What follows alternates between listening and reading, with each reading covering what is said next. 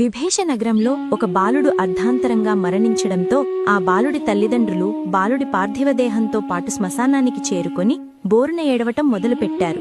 వాళ్లు ఎంతసేపైనా అక్కడ్నించి కదలకపోవడంతో ఇదంతా గమనిస్తున్న ఒక గ్రద్ద 100 ఏళ్లుగా తాను ఈ ప్రపంచాన్ని చూస్తున్నానని, ఒక్కసారి శ్మశానానికి శవంగా వస్తే బ్రతికి వెళ్లటం అసాధ్యమని చెప్పడంతో అదంతా గమనిస్తున్న నక్క ఆ తల్లిదండ్రుల దగ్గరికి వెళ్లి, మీ రోదన చూసి ఏ దేవత అయినా బిడ్డకి ప్రాణం పోయొచ్చని, ఏం జరుగుతుందో ఎవరికేం తెలుసు అని ఆ దంపతులకి చెప్పాడు.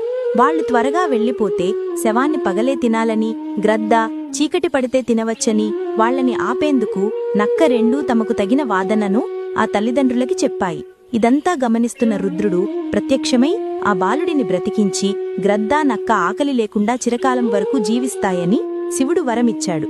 మనం ఎటూ తేల్చుకోలేని పరిస్థితిలో ఉన్నప్పుడు ఎవరైనా చెప్పే ప్రతి మాటని మనం మంచి కోసమే అని నమ్మకూడదని, పరిస్థితులను బట్టి మనం నడుచుకోవాలని భీష్ముడు ధర్మరాజుతో చెప్పాడు.